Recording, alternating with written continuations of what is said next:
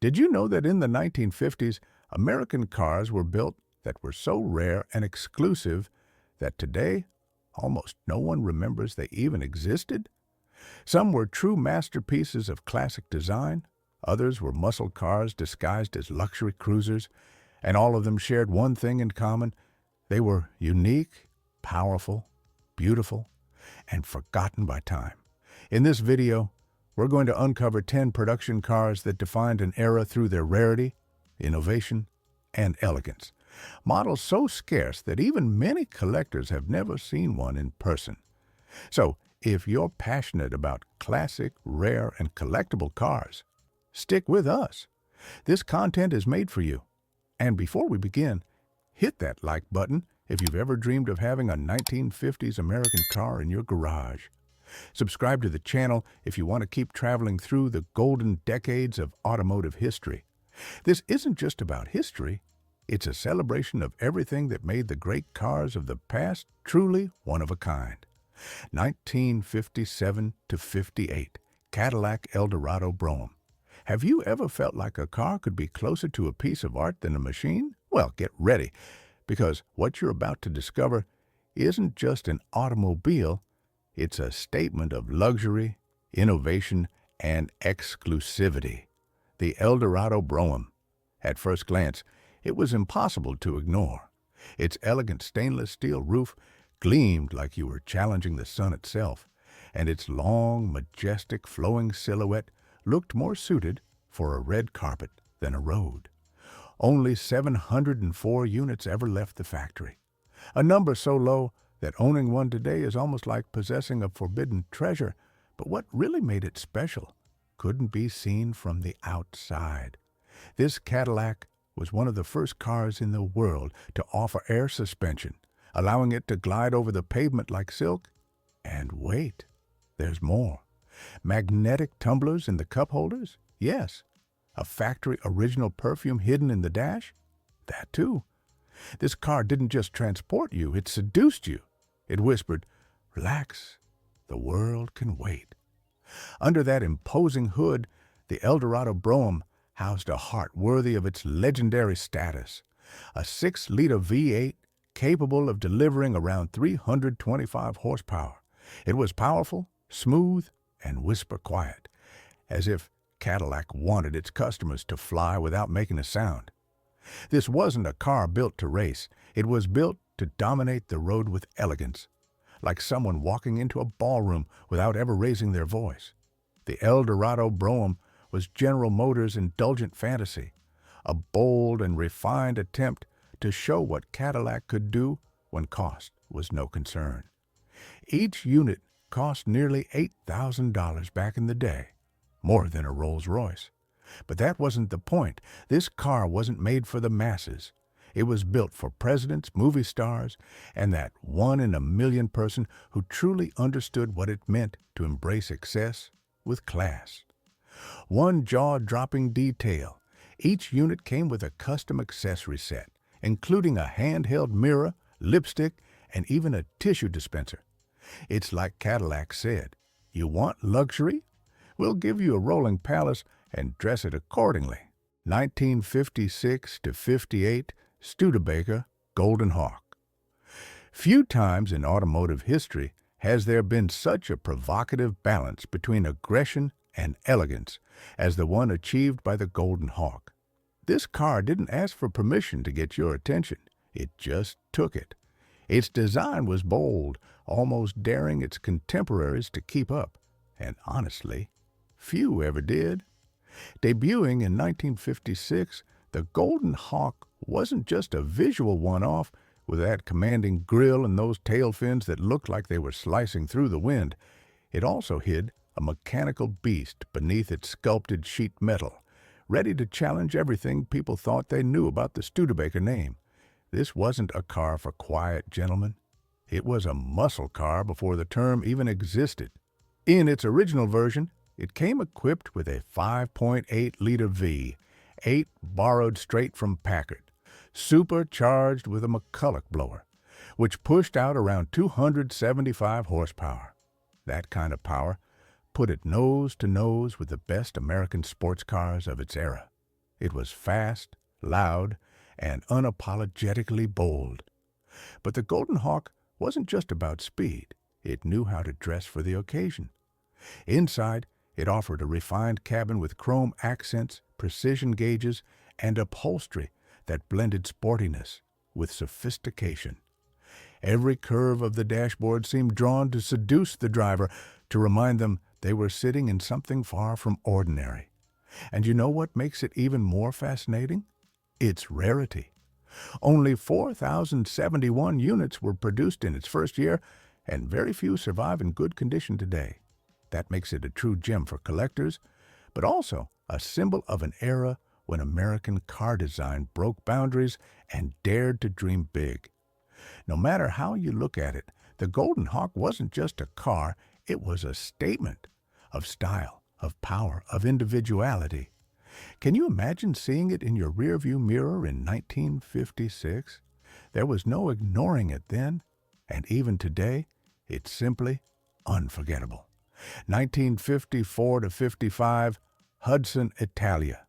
When it comes to automotive rarities, the Hudson Italia deserves a seat of honor because it wasn't just rare, it was a bold experiment that combined American engineering precision with the sensuality of Italian design. An unlikely mix, sure, but one that gave birth to one of the most beautiful and most overlooked cars of the 1950s. It all started with the humble Hudson Jet, a compact sedan that quietly slipped through the market without much notice. But Hudson wasn't ready to fade into obscurity. They decided to transform that chassis into something the world had never seen. And to do it, they turned to the legendary Carrozzeria Touring of Milan. The result was the Hudson Italia, low-slung, elegant, with futuristic lines and curves that looked sculpted by hand. This car looked more like a concept car than something you could actually buy.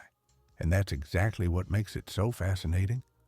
Only 26 units were ever built for the public. Yes, 26, making it a true collector's piece. A unicorn on wheels.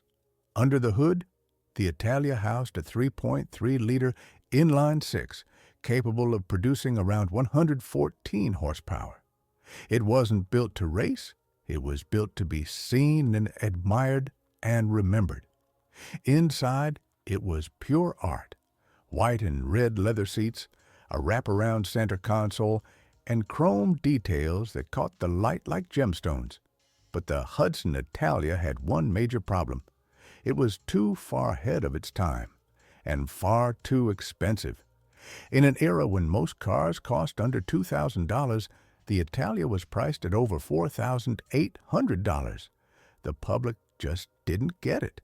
And like a shooting star, it vanished almost as quickly as it appeared. Now, I want to ask you something, my fellow classic car lover. Had you ever heard of the Hudson Italia before today? Did you ever imagine that something this beautiful and this rare could have existed in the 1950s? Drop a comment and tell me what your first impression was when you saw it. 1953, Oldsmobile Fiesta, convertible. Imagine walking down a sunny avenue in 1953, and suddenly you hear the elegant roar of a convertible gliding smoothly down the street. But not just any convertible, one that shines like no other, that radiates status, innovation, and a kind of theatrical luxury. That was the Fiesta convertible. This wasn't just another cabriolet, it was the top of the line. The most ambitious move Oldsmobile ever made to conquer the luxury market. Only 458 units ever left the factory, not because they couldn't build more, but because almost no one could afford one. Its price exceeded $5,700, more than a Cadillac Series 62, and even pricier than some Packards. But the Fiesta wasn't playing in the same league. It spoke its own language. Its body was loaded with chrome details, vibrant two-tone paint, and an interior that blended comfort, design, and modernity like few cars of its time. This model came equipped with power seats, an automatic signal-seeking radio, power steering, and other luxuries that most people in the 1950s could only dream of. Under the hood beat a 5.0-liter Rocket 5.8, producing roughly 170 horsepower, paired with a Hydra-matic automatic transmission. It wasn't a sports car, but its drive was smooth and elegant, like it floated over the pavement. It was a car made to cruise with class, to be seen and admired. One unique detail that set it apart was its curved panoramic windshield, wrapping around the driver and front passenger to offer an almost cinematic view of the road ahead. On top of that, every unit had a custom interior that matched the exterior color, making it feel like a tailored suit, made for true connoisseurs. But time was cruel. Its high cost and limited production meant it quietly faded away. There were no successors, no tributes. It simply vanished, like those stars that burn bright for a brief moment and then disappear, leaving behind only a whisper in history. 1956, Dodge Custom Royal Golden Lancer. If we're talking about fleeting elegance, those cars that shone like a golden flash before vanishing into the shadows of time, this is one of the most fascinating examples American automotive history ever produced. A car as striking as its name promises. This was a special, limited edition version of the Dodge Royal Lancer, created as a celebration of luxury, power, and bold design. Everything that defined the second half of the 1950s. Only about 400 units were produced, making it an absolute rarity. But it wasn't just its scarcity that turned heads, it was its presence. The Golden Lancer was a spectacle on wheels. Its body often featured elegant two-tone contrasts in white, black, or pastel shades, while the exclusive interior offered two-tone leather upholstery, gold accents, and unique badging that set it apart from every other Dodge. Under the hood, this imposing coupe carried a 5.2-liter V8 engine, producing around 230 horsepower, paired with a PowerFlight automatic transmission. It was powerful, yes, but above all, it was refined. The ride was firm and smooth, as if its purpose wasn't to race, but to be admired. And here comes one of its most peculiar details. The Golden Lancer was something of a promotional jewel. Dodge used it as a symbol of prestige at fairs, exhibitions, and in luxury showroom windows. Some dealerships even raffled off the chance to drive one for a weekend, turning the car into an object of desire and status, though practically untouchable for the average buyer. But like all things bright and beautiful, its story was short-lived. It never became a regular model. It had no continuation. It was a fleeting declaration of luxury, a golden flash in a decade where automotive design was willing to do anything to surprise. And surprise us it did. 1954, Kaiser Darrin. At first glance, this looks like a car from another world. It has soft curves, a grille that almost smirks with mischief, and proportions so unusual you might wonder if it was made for the road or for a fantasy movie. But don't be fooled. This car was as real as it was revolutionary. Built by the now nearly forgotten Kaiser Motors, the Darrin was a bold gamble. It was the first American sports car to feature a fully fiberglass body, beating even the legendary Chevrolet Corvette to the punch. But what truly made it a one-of-a-kind piece was its most famous design feature, sliding doors that disappeared into the front fenders. Nothing like it had ever been seen before, and nothing like it has been made since. Its creator, the eccentric designer Howard "Dutch" Darrin, was obsessed with doing something different. Rumor has it he carried sketches of the car in his pocket, trying to convince executives that this was the future, and eventually he succeeded.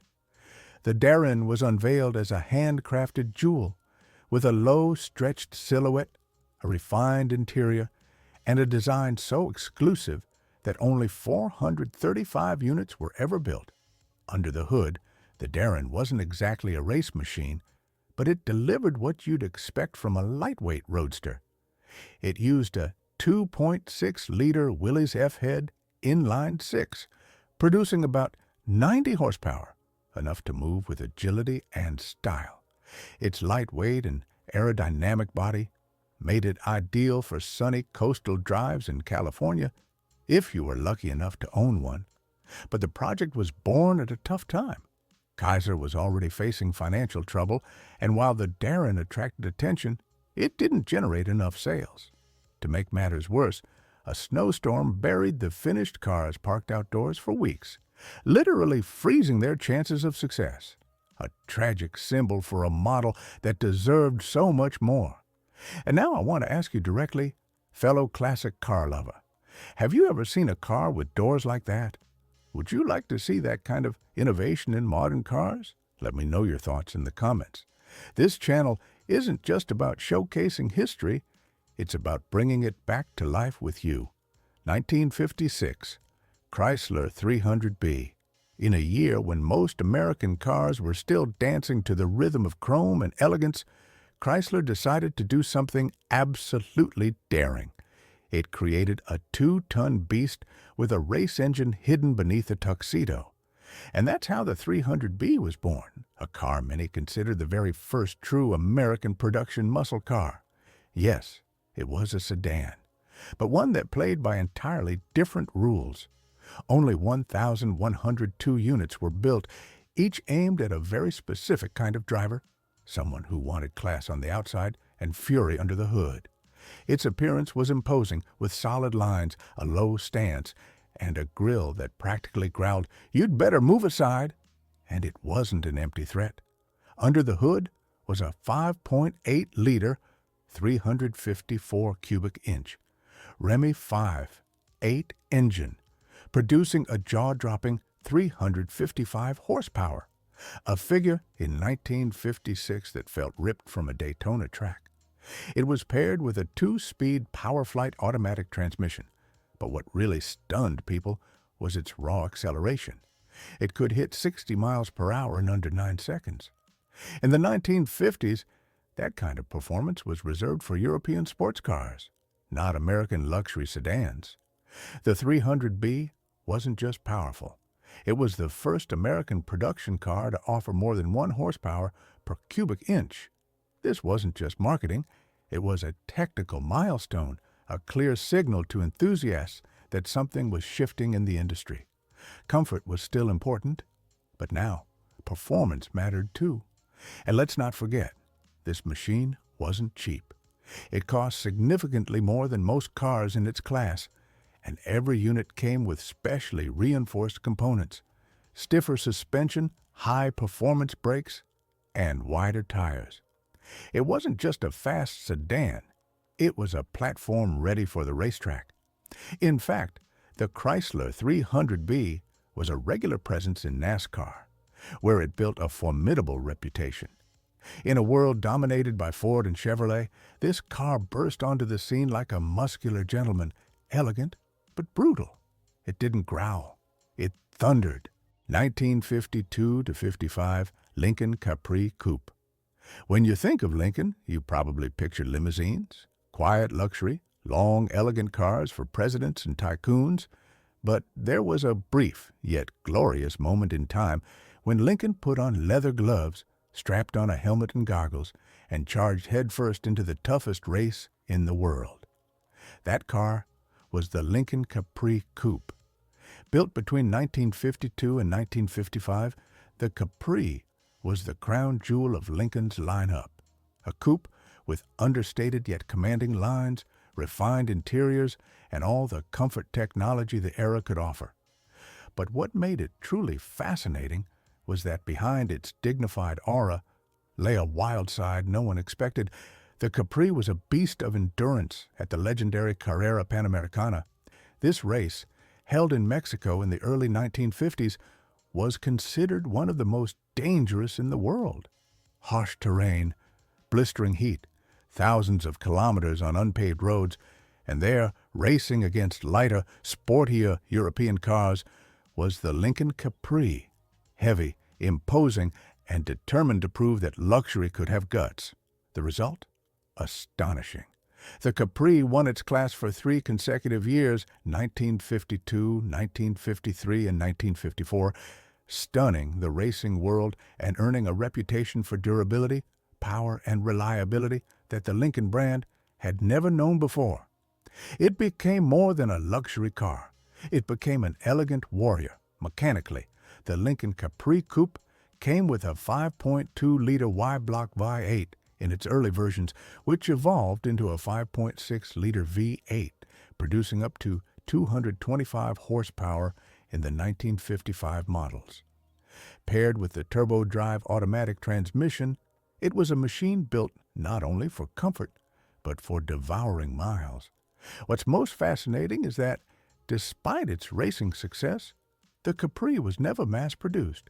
In several years, production numbers for the coupe versions remained under 1,500 units, making it a rare and highly sought-after gem for collectors of true pedigree classics. And here's a detail worth noting. Lincoln used the Capri's Pan-Americana victories in their marketing. Magazine ads didn't show the car in manicured gardens. They showed it covered in dust, on rugged roads, bearing rally plates. For a brand as formal as Lincoln, this was a bold break in image. And it worked. 1953 to 56 Packard Caribbean Convertible. Some cars are built to sell, and some are built to leave a legacy. The Packard Caribbean belongs firmly in the second category.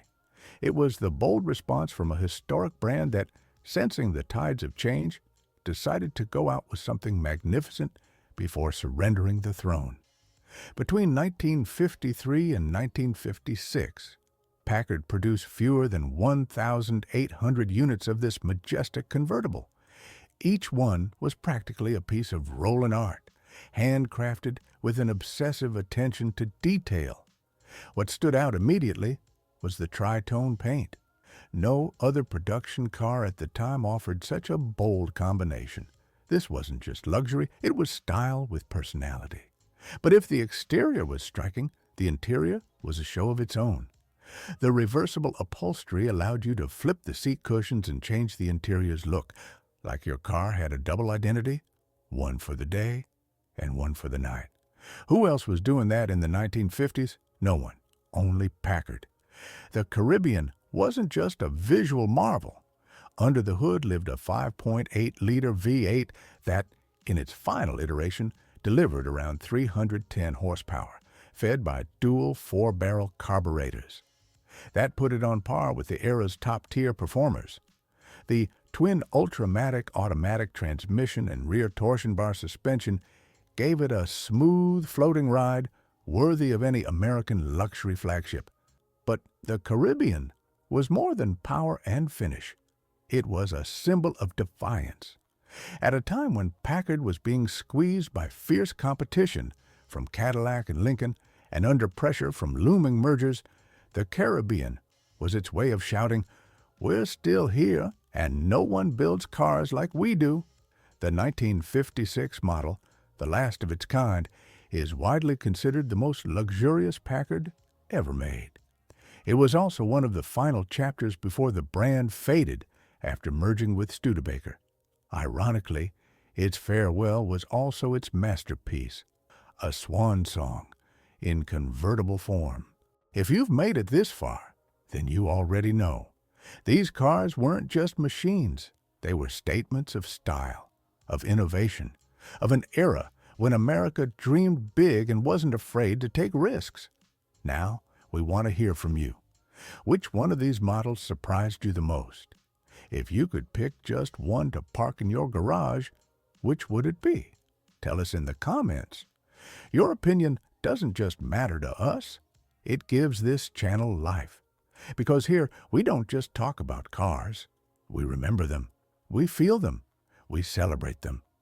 And if this journey through the 1950s left you wanting more, you can't miss our previous video, where we explored the rarest and most forgotten cars of the 1940s. Believe me, there are models in there that look like they came straight out of a movie, but they were real, and they left their mark. Click now to continue this series. because the story of the automobile can't be told without these classics, and you are part of it.